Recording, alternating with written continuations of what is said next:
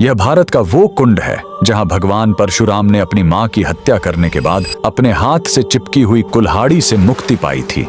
यह कहानी है महान ऋषि जमदग्नि और उनकी पत्नी पतिव्रता रेणुका की। कहते हैं रेणुका हर दिन नदी से कच्चे घड़े में पानी लाती थीं और उनके सतीत्व के बल से वह घड़ा टूटता नहीं था। उनके 5 पुत्र थे जिनमें सबसे छोटे थे विष्णु अवतार परशुराम। एक दिन रेणुका ने नदी में कुछ गंधर्वों स्वर्ग के संगीतकार को जल क्रीड़ा करते देखा। उन्हें देखकर एक पल के लिए उनका मन मोह में पड़ गया और उसी क्षण उनके सतीत्व का बल टूटा और कच्चा घड़ा टूट गया। जब वो आश्रम लौटी तो ऋषि जमदग्नि ने अपने योग बल से जान लिया कि उनका मन भटक गया था। वो इतने क्रोधित हुए कि उन्होंने अपने पुत्रों को आज्ञा दी, अपनी मां का वध कर दो। जब चारों बड़े भाइयों ने मना कर दिया तो क्रोधित पिता ने उन्हें तुरंत पत्थर बन जाने का श्राप दे दिया। इसके बाद परशुराम ने पिता की आज्ञा को अपना धर्म समझा। उन्होंने भारी मन से अपनी कुल्हाड़ी उठाई और अपनी ही मां का सिर धड़ से अलग कर दिया। उनकी आज्ञाकारिता से प्रसन्न होकर जमदग्नि ने वरदान मांगने को कहा। परशुराम ने तुरंत अपनी मां को फिर से जीवित करने और साथ ही पत्थर बन चुके अपने चारों भाइयों को भी मुक्त करने का वर मांग लिया। सब फिर से जीवित हो गए, मानो कुछ हुआ ही ना हो। लेकिन कहानी यहीं खत्म नहीं हुई।